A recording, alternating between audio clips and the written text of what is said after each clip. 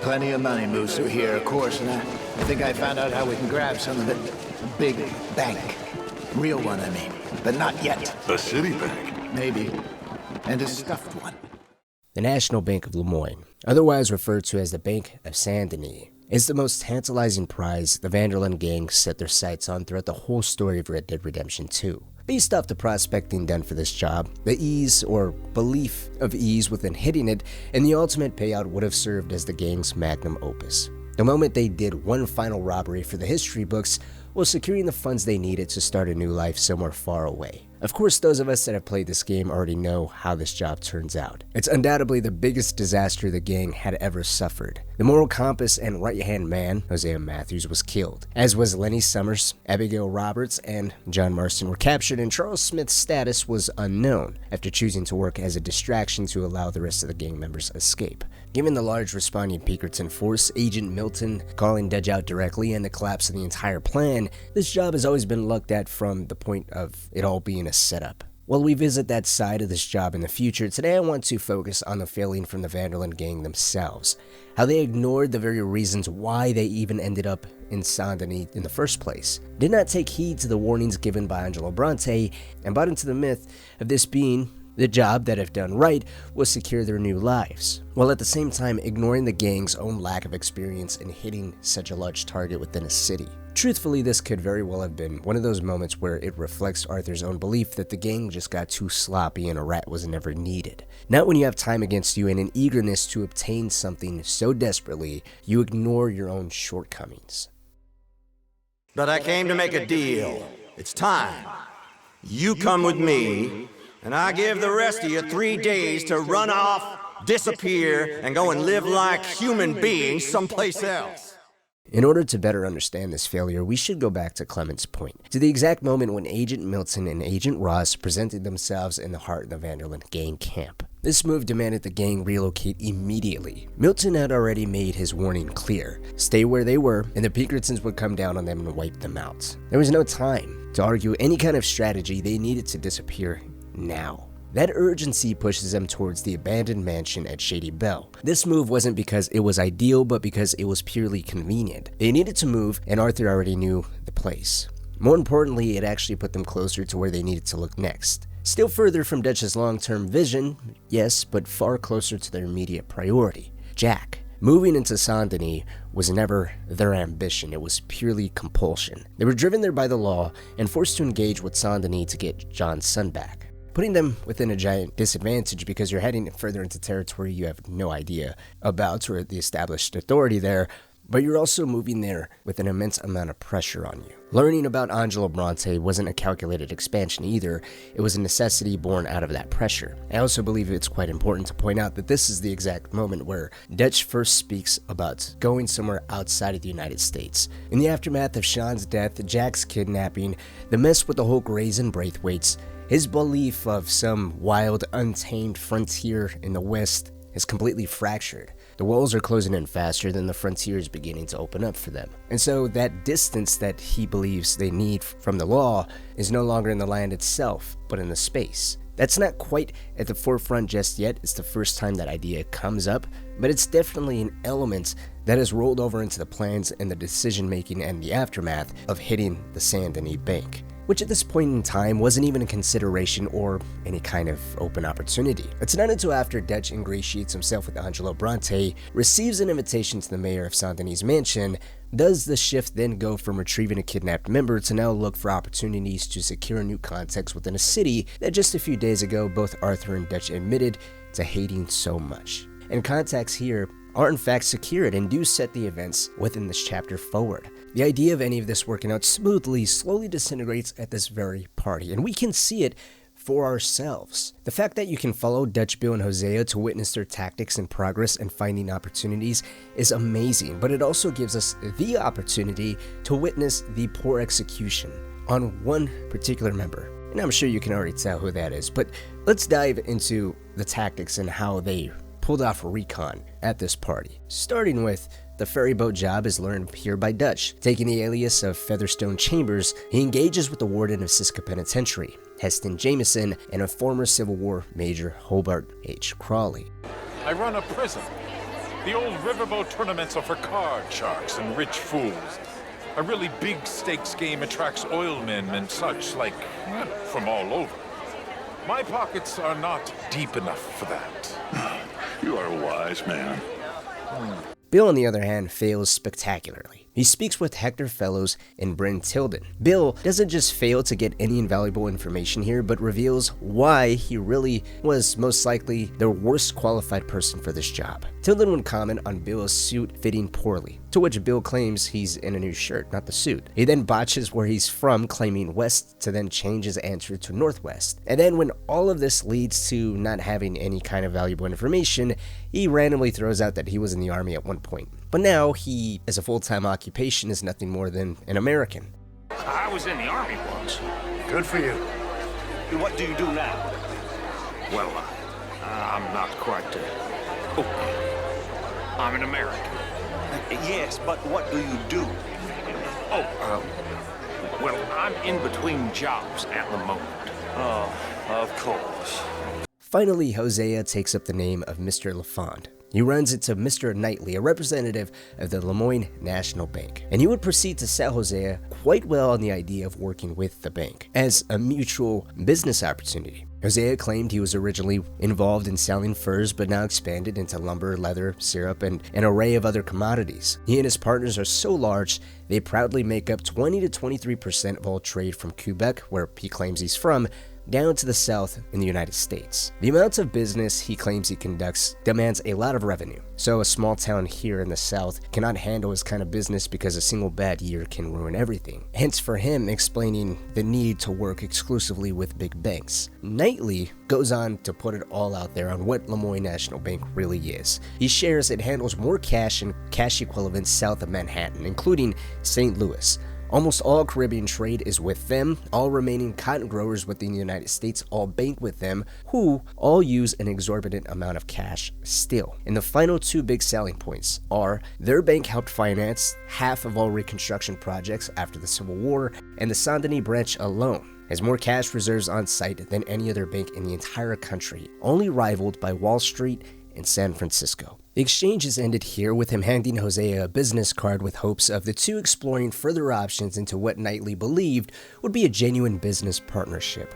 The night ends with three prospects in mind: the trolley station recommended by Angela Bronte, the ferryboat poker game, and the Saint Denis Bank. All three jobs would be pursued with varying degrees of success, depending on what you qualified as such. But it's clear the gang's priority has shifted. While technically not drastically different, as they are still looking for ways to make money and fund their great escape, they now hope to find that within a place that harbors everything they wanted to escape, using one of their gunmen to do reconnaissance, exposing them more than helping them, while making their intentions known to Bronte, who asked Dutch specifically what he planned to do here within the city. We covered that in a previous video, so to not retread that here, the bottom line is Bronte was arrogant, ultimately ran this city, and had his hands in every business imaginable. He was well aware Dutch and his men were looking for ways to make cash, and ultimately any forms that Dutch was privy to would be a giant conflict of interest of Bronte's, both financially and from a status perspective. Of course, the gang had no idea of Bronte's intentions of setting them up for their own downfall, but perhaps that may not have ever happened had they acknowledged the signs, and better understood the outsiders that they themselves acknowledged to be while on the way to the mayor's house. We are ridiculous. Utterly. I ain't never been to a ball in my life. Nor have I, if I am being honest. I used to quite often. There can be fine pickings. No pickpocketing. That was the crux of their planning and execution in such a foreign environment. I ain't never robbed in a city before. Well, you leave the planning to me. Hosea is handling reconnaissance on the bank. He and Abigail are gonna run some distractions, see how the law reacts.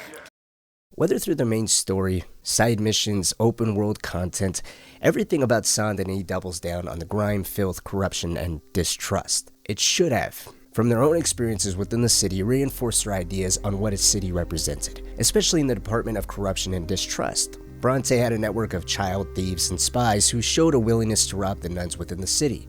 Human trafficking ring is uncovered within the cellar of the fence operating. Then there's the mayor, whose political endeavors were funded by Bronte, and even engaged in some questionable acts by hiring Arthur's services to strong-arm favorable outcomes within the news and his overall public image. But instead of continuing to move and acknowledge that Saint-Denis was a mirror of the Pinkertons and everything that, again, they were trying to escape from, they thought they can operate within the city. Now, to Dutch's credit, his own words always appeared that his highest hopes were on the ferry boat, a successful job despite it falling apart towards the end. It did net the gang a few thousand and a prestigious watch, but it was not enough for them to sail off into the sunset. And then there's the ever-constant reminder that they are in fact working against the clock. Outside pressure on the gang didn't just come from the Pinkertons, it came from rival groups who already knew where the Vanderlyn gang was hiding. Tilly was kidnapped by the Foreman gang not far from Shady Belle. That situation is dealt with quickly by Arthur and Miss Grimshaw, and in the long run it doesn't meaningfully alter Dutch's decision-making, but the O'Driscolls were different. Kieran was taken, likely from the very grounds of Shady Belle itself. He was murdered, butchered, and then sent back as a message right before the O'Driscolls blatantly assault Shady Belle. It told the Vanderlyn gang their location was compromised and that staying here was no longer viable. Perhaps acknowledging they even landed here to begin with simply as a quick momentary decision to get away from the Pinkertons and not as a properly scouted as a safe new location to relocate. How after securing Jack they probably could have used the next moment as the first time throughout the entire game where they actually end up somewhere where it didn't feel like they were reacting to someone else discovering where they were. In the aftermath of that attack, Dutch begins looking at the trolley station as a way out while Hosea continues surveillance on the Saint-Denis bank. From the Vanderlyn gang's perspective, this drives the need to double down on the current avenues of escaping, which is not entirely a wrong way of thinking. The problem arises within their confidence within said avenues. What Dutch doesn't understand is that the trolley station was never the escape route, it was a line being drawn in the sand. The job was a trap. Bronte tipped off the police, ordered a heavy presence around the trolley station while deliberately keeping only one police officer stationed in the commercial district. That latter detail is important because Hosea was actively running distractions in that area to gauge police responses for the bank robbery. The imbalance directly reinforces Hosea's confidence that the bank could be hit cleanly. What makes this all a little more complicated, though, is that the trolley station wasn't just a setup, it was a direct warning. This was Bronte making a point. Saint-Denis was a city. Anything Dutch touched inside it would be sanctioned. Anything he tried to move on would be answered. The mayor's party should have been the moment Dutch walked away. He handed his cards over openly, admitting he was looking for money, and in doing so put himself fully on Bronte's radar. That all should have been acknowledged, and they had yet another opportunity to walk away. But instead, Shady Belle was hit by rivals, the trolley station job exploded into chaos, bodies piled up on the streets, and the noise alone would have accelerated Pinkerton pressure whether Bronte intended it or not.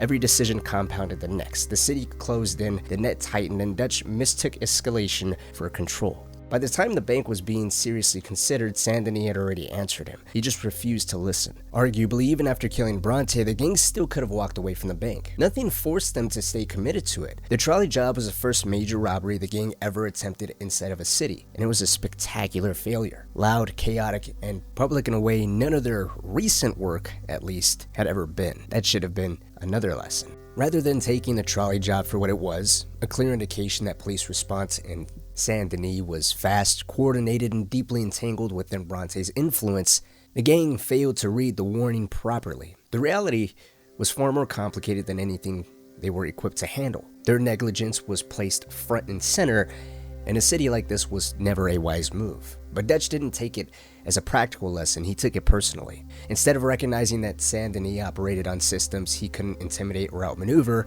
even with 3 perfectly skilled gunmen taking on a massive police force, Dutch framed the failure as an insult, something done to him rather than a signal to just leave. And while Hosea acknowledged that going after Bronte felt wrong, that it was rooted more in revenge than necessity, he still didn't alter the course they were on. He didn't force a pivot, he didn't offer a real alternative outside of Saint-Denis to help push Dutch and ultimately them in a different direction. Instead, the conversation on the table was whether if Bronte was an obstacle to the bank. So the warning was absorbed emotionally, not strategically. The trolley job didn't convince them the city was dangerous, it convinced them they'd been challenged. And once that happened, leaving was no longer part of their conversation as far as Dutch was concerned. But the myth surrounding the Saint Denis Bank was already too powerful. The idea that it held enough money to secure passports, to establish financial footing, to start multiple lives somewhere else entirely, that promise far outweighed everything that had just gone wrong. And the irony is that it wasn't Dutch pushing the job, even in the final stage. It was Hosea. Hosea's faith in the bank, reinforced by his own surveillance and the limited police presence he observed,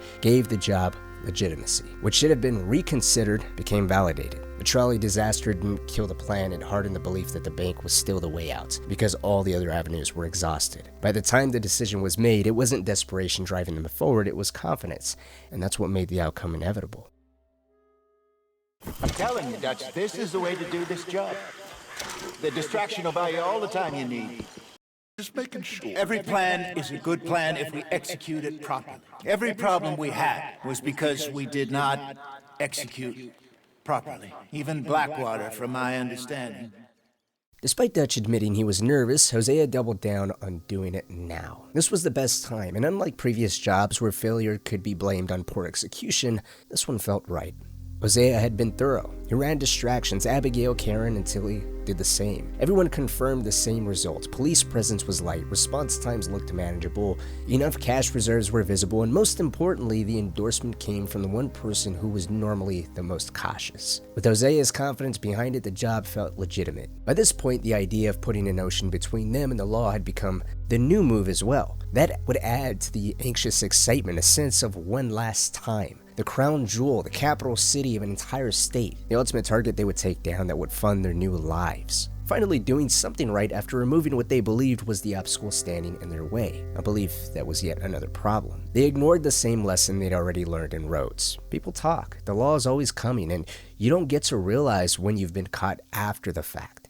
Bronte wasn't just a man they removed, he sat at the center of politics, law enforcement, and the criminal underworld. He didn't need to say Dutch's name, he didn't need to give any order beyond placing an alert. It's not to say the killing of Bronte was brought the Pinkertons down. I think the trolley job itself had more to do with that, given the magnitude of the overall act and the way the entire thing just went down, but it was the fact that they wasted more time killing Bronte and allowed the law to catch up, at which point there was no more negotiations, no more other outs or any other opportunities besides going down in a hail of bullets. Last time the Vanderlyn gang was given any opportunity to negotiate, they disappeared and ended up raising hell in the city. Realizing the amount of noise they were making was being a problem, packing up and moving on should have been the call, ideally after the ferry boat. And if there was so much promise within the Saint Denis Bank, why not return later, similarly to what they did with the bank in Valentine? That way they would have had an opportunity to separate themselves just a little bit more from the noise that they created and think a little thoroughly, whether that be before or after Bronte's killing. Valentine was nothing more than a cattle town, true, but in the context of the amounts of men and the bullets spread across the entire town, it'd be just as bad, if not worse. I mean, Leviticus Cornwall personally showed up with his own armed security force with the intention of taking Dutch down. He knew he was in for a fight, or at least brought the amount of men necessary to deal with Dutch in a fight that resulted in a massive showdown in the middle of an extremely small town. But instead, they decided to stay, hyper-focused on the bank, figuring now was the best time than ever, and it ended up ruining them. It shattered John and Dutch's relationship, or maybe it gave Dutch the perfect opportunity to get rid of a thorn he'd grown tired of. That question matters, and it's one worth examining closely because when you look at Dutch's words and actions before the robbery, during it, and after, they don't hold up nearly as well as he wants everyone to believe. It aligns perfectly with Dutch's desire to uphold his self-image and John saying all the wrong things at the worst possible moments.